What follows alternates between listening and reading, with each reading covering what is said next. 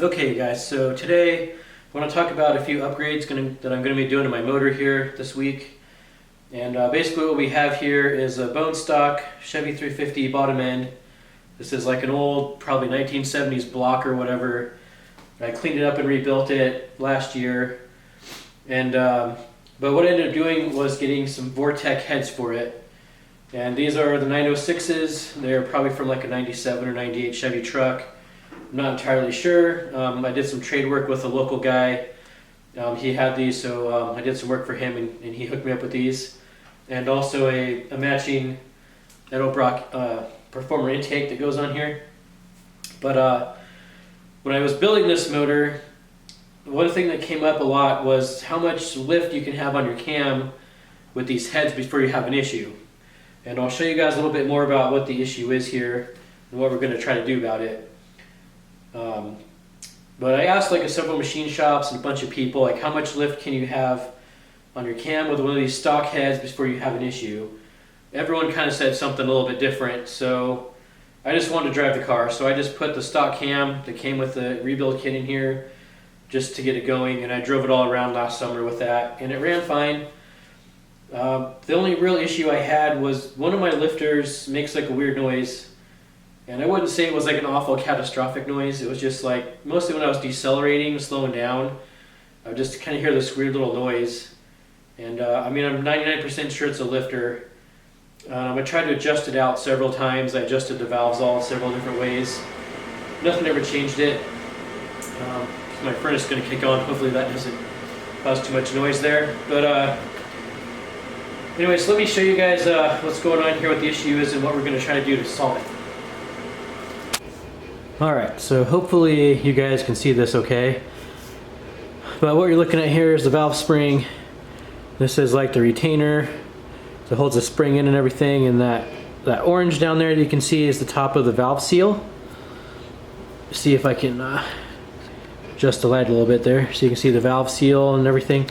So what happens is this retainer right here, little cap, looks a lot like this. So you guys can see that okay. This is a different one. But you can see this this bottom part right here that sticks, kind of hangs down, right? Sits like that.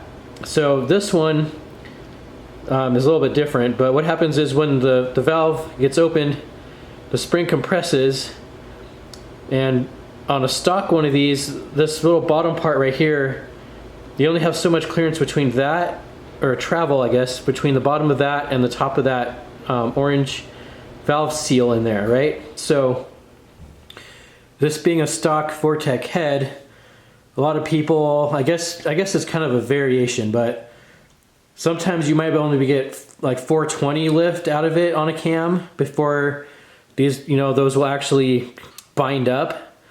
So you get too much lift and the bottom of this cap will hit and bind up on the top of the valve seal or possibly the valve guide right in there. So it was somewhere I kept getting told between like 420 or 450 lift, you'd have an issue on this, with these heads and a cam. So like I said before, like everyone said something different, and I couldn't figure it out for sure. So I just put the stock cam in there and didn't have a problem. But we're going to change out with a bigger cam. So I'm going to show you, what we're going to do to remedy that.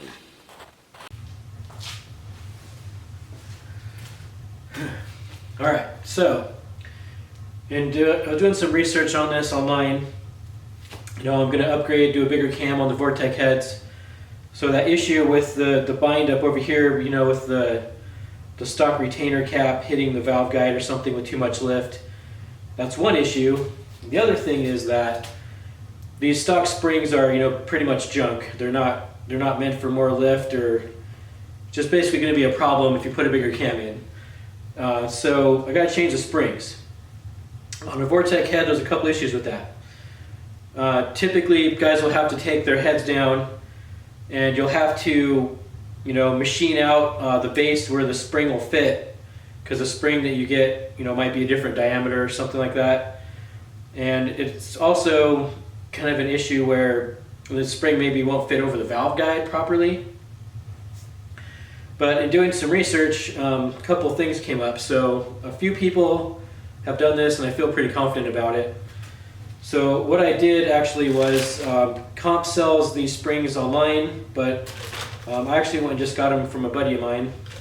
So this set of springs right here, see if I can get them to show very well. They can focus. So this is actually a spring off of an ls6, like a Corvette head. And this one, there's a couple different things with these. This one has like some little bit of orange paint residue on it. And I did some research, so this probably came off of like an ls2 head. But it's also like kind of an updated 03 and newer ls6 spring. But basically it's what we want. It's a beehive spring. And a lot of people with what I'm going to do will just use like an ls1 yellow spring. You know, they're basically painted entirely yellow. You can find them online all over the place, or you know, salvage yard or wherever. From my research though, the yellow springs are, I guess you'd be say, a little bit weaker. They're good for something like 525 lift, whereas these ones I guess are a little bit beefier or something. But these ones will actually handle up to 580 lift. So the cam that I got is only going to 480, so I should be golden on that. But also, why you want these springs, they're beehive and they're big enough on the bottom here, so when I take this apart and actually put it on there, it's supposed to fit over the valve seal and the guide without having to do any machining at all. So I should be able to just swap these out and they'll be good. So they're beehive, they have a better spring rate, and they won't coil bind as easily on the bigger lift. So that's what we want, and they require no machining. However, since they're beehive, the top's a little bit different here. It's narrower, than these factory ones. So we're getting back here to this cap. So Comp makes this kit, and I'll show you. It has these different caps in it. Hopefully you can see that okay, if it'll focus. So that's what it looks like. It fits in the top of the spring here. Sorry for the poor lighting. So you got to get these other retainer caps to fit in these springs and work with them. And these are also shorter. So this part on the, like I tried to explain, I guess, on the stock spring retainer cap, this little part right here. See if I can get this to work good. The light. So this little bottom part right here is like taller on a stock retainer cap, so you don't get as much travel before it can bind up, on the valve seal or something.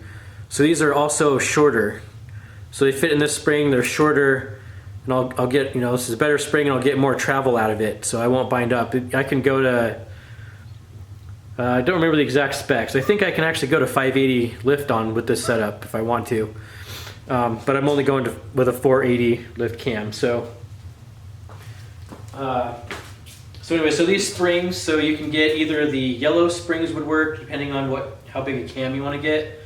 Look online. There's lots of forum posts about this, but yellow springs come off of like a car, like a Camaro or a Trans Am, something like that. Anything with an ls1 in it, and they're just painted completely bright yellow. Or these are ls6 springs, like from a Corvette, the 5.7. These also work. These ones had some orange spray paint on them. I've seen them where they had like pink on them too. They're just kind of different. Like it could be from a different year or something, but essentially they should all work. And this kit, I just got this from Summit. This is full set of these. See the part numbers on here. Where'd it go? Okay, they're 787-16 is the retainer cap set. See if I can get that to show, but that's the might be backwards. I don't know. But yeah, 787-16. That's the part number you want for these the retainer caps here. So anyway, so we're gonna get all the stuff swapped out here next day or two. And hopefully it all works out okay. I don't need to do anything with push rods or different rockers or nothing, so I'm just gonna swap all this out and hope for the best. Okay, you guys, so changing out the springs from the stock vortec stuff to the ls6 springs. Here's a couple tips to help you out. I've tried a couple different things today, but this crazy caveman tool thing right here, got it at O'Reilly. It was like $5 or $6, I don't know. It's actually a valve spring compression tool. It does work. If you'll notice, this opening right here is pretty big, so it fits the stock retainer really well, but I took and like laid this on the cement outside earlier and bashed it with a hammer a little bit to narrow it up some, because the caps, retainer caps for the ls6 springs are much smaller, so they just kind of barely fit on there. Yeah, you can see the comparison, but like you can see, like that'll focus. So that doesn't fit through there very well, like just kind of barely pushed on the edges, but it does work. So, basically we're gonna just plug some air. We got a compression tester hose with an air line fitting on it, so we'll just plug into our air compressor line, pressurize the cylinder so the valves don't drop, and then we just put it on here with a nut. And these come off pretty easily, but the ls6 spring, to put it on, it's a two-person thing. You really have to just leverage the crap out of this. I recommend getting a towel or something, because this thing will hurt your hand. But the compressor will probably kick on here, but we're gonna get this off of here. So you tighten the nut down a little bit. We're just using one of the rocker nuts. So good on there? Yep.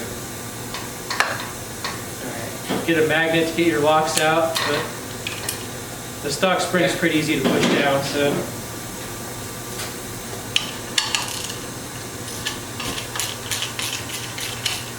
Try to do this before the compressor kicks on and annoys all of you.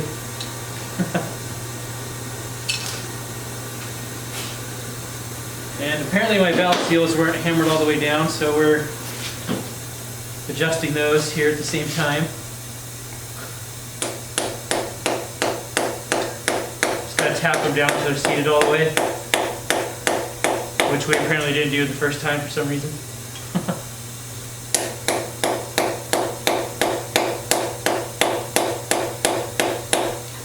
No?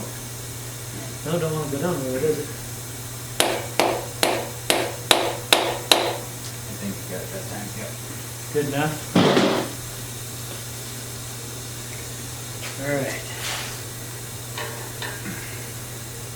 Pretty much all these springs have fit over the stainless steel.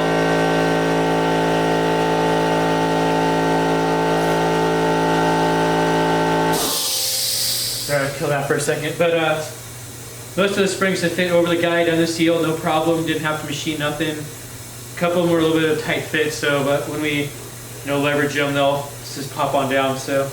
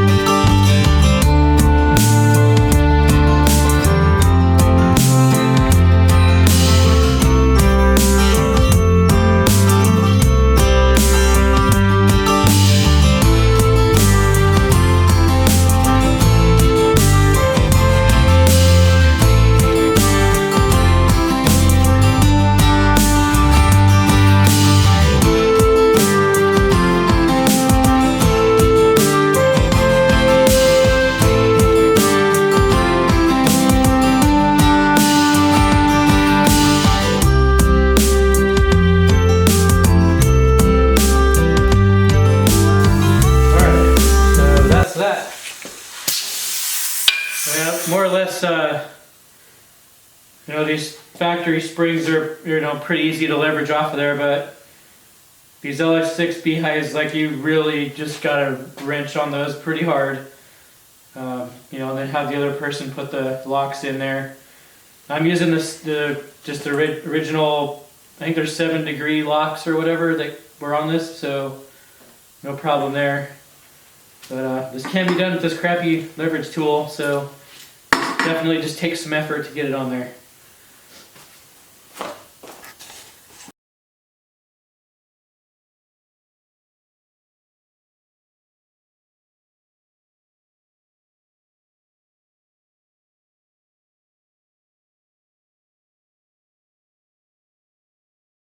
Okay.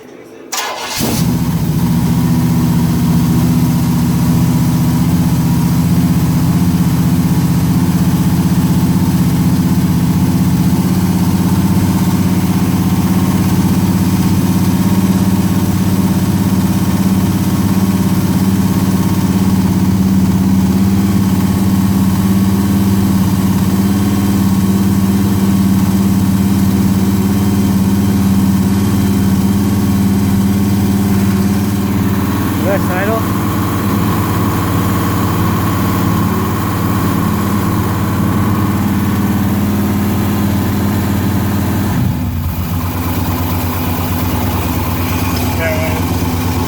Now we're talking.